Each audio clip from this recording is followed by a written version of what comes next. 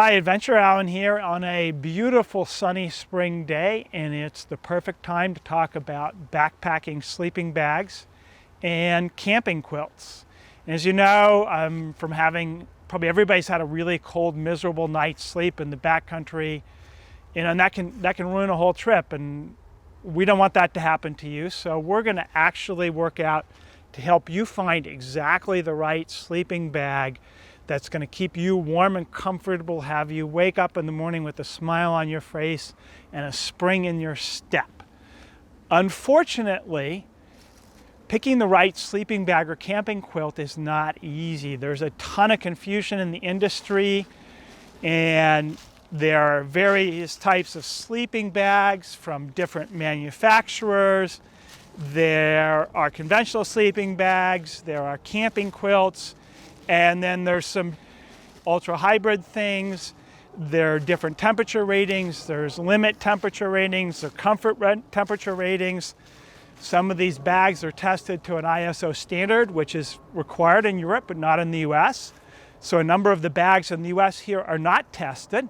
So you just have the manufacturers say so on whether or not that bag is actually warm enough. And surprisingly, a number of very well-established manufacturers in the US do not test their bags. It doesn't mean that it's a bad bag, but they don't test it. So we're going to try and take some of that confusion out of the mix and find the right bag for you. And we've broken it down to sort of like 3 simple questions, sort of a buyer's guide or questions to getting the right sleeping bag. 1, is it warm enough? Am I going to get a warm, comfortable night's sleep in it if it gets cold? 2, is it light enough? And 3, can I afford it? And a sort of subset of that, is it a good value? You know, even if I can't afford it, is there one that's less expensive that does just as good a job? So of those 3 questions, really the only one that's difficult to answer is it warm enough? And I alluded to some of that at the beginning of this, but just to illustrate the point, I'm going to talk about I'm going to go look at a couple bags here. So this is a conventional sleeping bag here, and in its name it has 20, indicating 20 degrees. But is that a comfort temperature? Is that a limit temperature? Not clear, at least from the name, what that is. This here is a camping quilt, and I'll walk over here just to show you, but it's completely open on the bottom, and it has no hood, and it has the number 30 in its name. Again, doesn't say whether it's a limit rating or a comfort rating. This bag has been ISO tested. This camping quilt is not. So which bag is warmer? Am I going to sleep warm at 20 degrees in this bag? Am I going to freeze my ass off at 30 in this bag? You as a consumer have no freaking idea what's going on. Well, we've done something to help you with that. We've created a warmth model predictor. It's a model that will, regardless of the type of bag, will predict the comfort rating of the sleeping bag. That's the temperature that we think you'll be most comfortable sleeping in at that temperature. And we can do that for every type of bag on the market. So for every one of these bags here, we can tell you what the comfort temperature rating of that bag is to within a few degrees. That's the comfort rating as if it were tested. That's a huge bonus to you as the buyer, because now you can compare apples to apples. You can look at all these bags and go, you know, that bag's $400, this bag's $200. They're about the same weight, they're just as warm. Why don't I buy the $200 bag? And it goes on. So we think that's going to be super helpful to you. One of the things actually I forgot to mention at the beginning of the video is this concept of comfort rating and versus limit rating and where that falls. Most manufacturers, when you see like blah-de-blah bag 20, and you think, oh, that bag's good to 20 degrees, it probably isn't. Most cases, they're doing the limit rating on the bag, which if you read the test for the test protocol, at the limit rating, a man might have to curl up into fetal position to be okay. We obviously don't think that's sensible, and our experience is that the comfort temperature rating, which is usually about 10 degrees warmer, is a better rating to figure out what you're sleeping system for. So all the bags that are in our guide that we're sort of looking at here have a comfort rating of around 30 degrees. And that's a comfort rating. We think that most people will be comfortable in those bags around 30 degrees. Some women or people who sleep cold might want to get a slightly warmer bag than that. But for the average hiker, that's good. And again, that's where our model comes in and is super helpful, because people just don't understand. Anybody that goes and buys a bag and it says 20, they think they're going to sleep warm to 20 degrees. Not. You're probably, the limit of that bag is around 30 degrees. But in our guide, everything has the comfort temperature rating of the ISO test for that bag, or if the bag is untested, we can predict that comfort temperature within a few degrees. We are going to also talk about 3 types of sleeping bags. The conventional sleeping bag I talked about that you saw, the camping quilt that you saw, and then there's a third type here which we call alternates to sleeping bags, and you'll see like this one here, it's just a big down tube. There's no hood, there's no zipper, it's just basically fabric and down. Kind of a through hiker special there. So those are the 3 categories, and then the final point that I want to make here is that you can't consider the sleeping bag alone to figure out how warm you're going to sleep. The sleeping bag test that these bags are tested to uses an exceptionally warm sleeping pad, much warmer than most hikers use. So you have to consider your sleeping pad. You also have to consider what clothing you wear. This bag right here is actually cut a little wider so that you can wear your down jacket in it to use it in combination. And then if your down jacket has a hood, boom, this bag has a hood. So you have to look at this as an integrated system to make the prediction of whether you'll sleep warm enough or not. So that's kind of a long introduction, apologies, but we're going to now go ahead and look at the 3 different types of bags that I talked about. The conventional sleeping bags, camping quilts, and alternative sleeping bags. So let's roll up our sleeves and get down to it.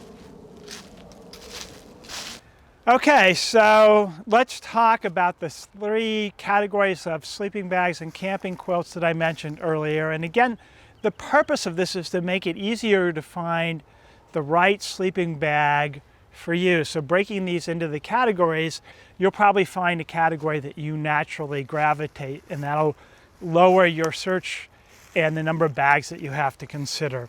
One thing that we think is super important is that I want to emphasize about these bags that we have here, even the types we've listed, is that they are all plus 30 comfort rated bags. They either have an ISO testing to plus 30 or plus 32 comfort rating like this here, or using our comfort temperature predictor model, looking at the physical properties of the bag and how it's constructed and its size and how much down it is, we're able to predict the comfort temperature of a bag within a few degrees.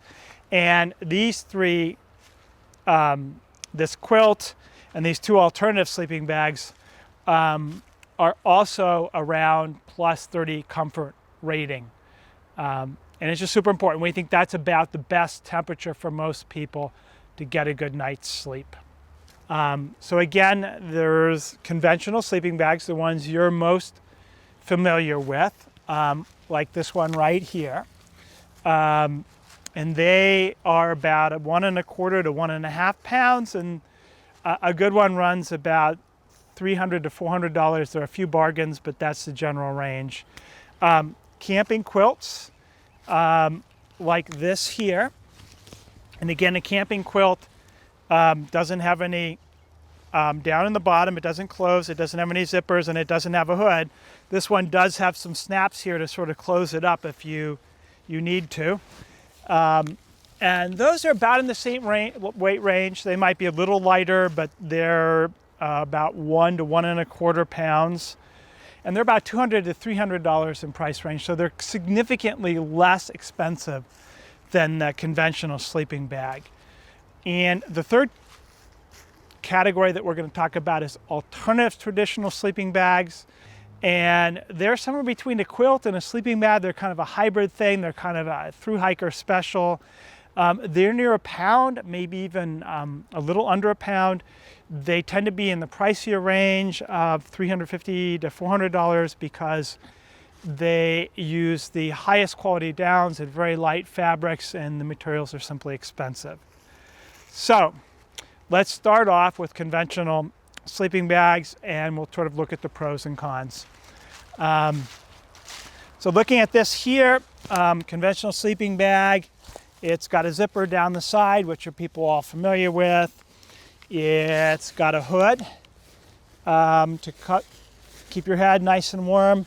This one is kind of interesting. It's actually got a few straps on the bottom to keep it centered on your ground pad. But if you look at this pad and compare some other stuff, you'll see it's pretty narrow. I mean, this is a mummy bag, and in order to achieve the warmth that it needs, it has kind of a narrow cut.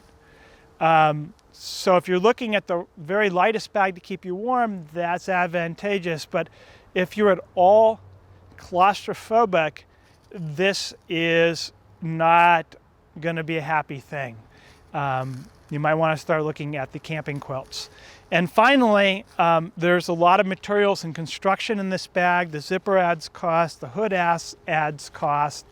So these tend to be the priciest options. Moving on to the camping quilt here, which is this orange thing here.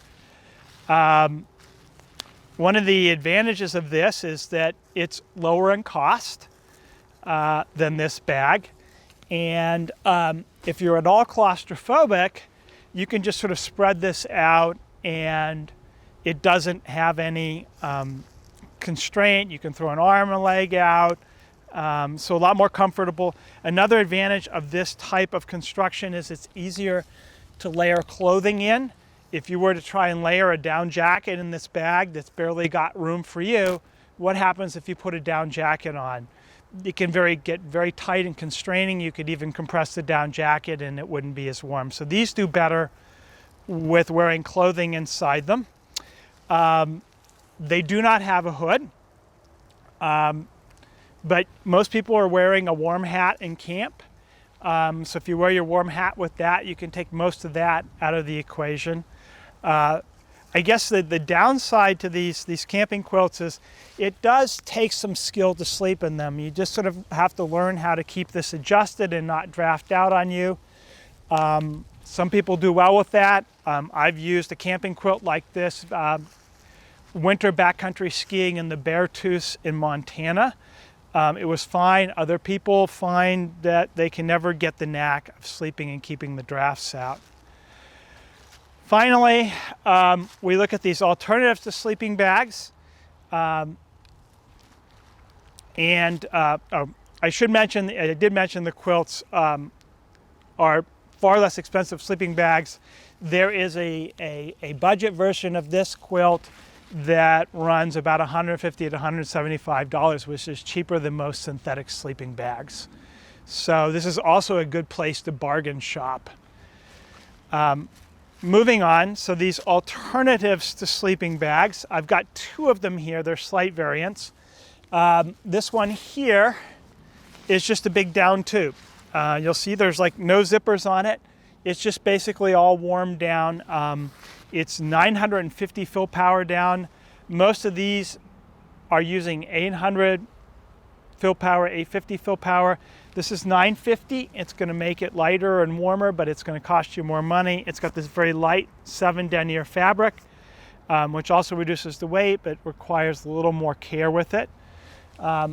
Obviously, could be a little claustrophobic, and there's no zipper or split like on the quilt on the bottom. But these are incredibly light. This has, a huge warmth to weight ratio. It has a lot of, this thing weighs just about a pound, and it's exceptionally warm. It's cut wider. This is purpose built to be paired with a down jacket, which you would normally have with you. And what you can do is take a nice warm down jacket like this and wear it inside the bag. It gives you a nice warm hood and it adds warmth. So if it tends to be a particularly cold night, this will sleep you a lot warmer. And it gets back to what we're talking about, viewing these as a combined sleeping system where you have your pad and your warm jacket and your bag combined. The advantage to that is you can take like a plus 30 comfort bag, and if you pair it with a down jacket like this and a good warm sleeping bag, you might get down into the lower 20s and still be comfortable, but not have to buy that super expensive and heavier plus 20 bag. So for us, this makes a lot of sense as a system. Finally, this is an alternative one, not particularly heavier, but this one has a zipper down the middle. But unlike most conventional sleeping bags, this actually zipper stays underneath you, where you would be compressing the down and lying on your sleeping pad. But it does give you the flexibility to open this thing up in warmer weather and basically turn it into a quilt. So you sort of get to eat your cake or get your cake and eat it too with this this particular type of bag. The only downside we've heard about this bag is that sometimes people end up with the zipper side up if they're not careful. But that basically covers the 3 categories of sleeping bags that we talked about.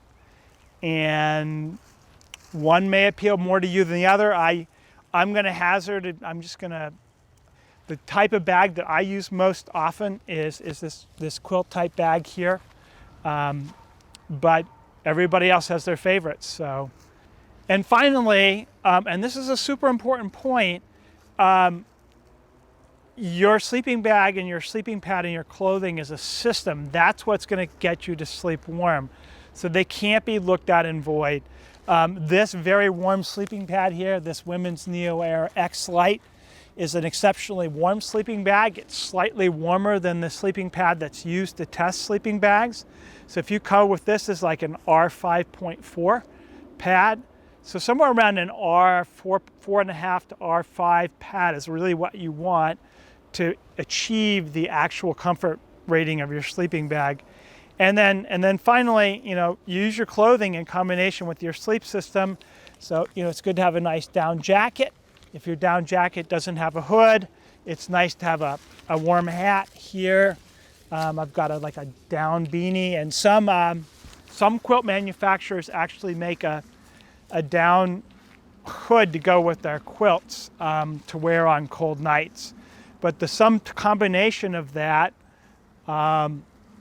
is what you want to work with. Obviously, if you're adding clothing, then the quilt or these down tube with a zipper or something that's designed to accommodate clothing is a good option. Mummy bags, the very tight ones, tend to be a little more constrictive. So go ahead and take a look at our guide. We have what we believe are the best sleeping bags and camping quilts on the market. We've tried to do a really good job of doing some high-end, like performance is the top criteria. We also have some value and budget bags for each category in there for people that don't want to spend an arm and a leg. As I said earlier, this orange quilt, there's a version of that that's $150 to $175. That's less than most synthetic sleeping bags. So we certainly don't want to price anybody out of the market. So go ahead, look at our guide, which is for sleeping bags and camping quilts. The link will be in the description for this video. If you find this is useful, please go ahead and like the Adventure Allen channel and then click on that bell so you'll get notified of new content coming up. We're going to continue to put out new, super informative, high quality content with information that you're not going to get from other places on the web. So with that, thank you so much for watching today. Hope you found it useful. And until next time, this is Adventure Allen signing out.